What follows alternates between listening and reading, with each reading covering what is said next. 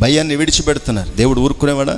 కోర కుమారుల విషయాల్లో భూమి నెరవేర్చిందండి. విరోధంగా ఉన్నటువంటి పరిస్థితులను దేవుడు సహించేవాడు కాడు. దేవుడు భయపెడితే బ్రతకం, దేవునికి భయపడితే బ్రతుకుతాం.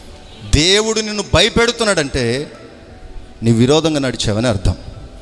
దేవునికి భయపడుతున్నావంటే నీవు అనుకూలంగా దేవునికి నడిచావని అర్థం. యోసేపు దేవునికి భయపడి నడిచేవాడు విధేయతగా. తన్ను బట్టి దేవుడు అందరినీ భయపెట్టేవాడు.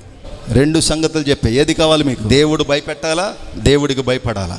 దేవునికి భయపడాలి. దేవుడు భయపెట్టాడంటే దాన్ని ఏరుకోవడానికి బూడిద కూడా లేదు అక్కడ, సమాధి చేయడానికి శవం కూడా దొరకలే అక్కడ. దేవునికి భయపడటం నేర్చుకోండి. దేవుడు భయపెట్టే స్థితిలో మనం ఉండకూడదు. వాళ్ళు ఏదో గొప్పగా ఊహించుకుంటున్నారు, వాళ్ళుగా ఊహించుకుంటున్నప్పుడు భక్తుడేమన్నాడు, నువ్వు భయపెట్టు దేవా, వాళ్ళప్పుడన్నా నరమాత్రులని తెలుసుకుంటారు. మేము దేవుళ్ళం కాదు,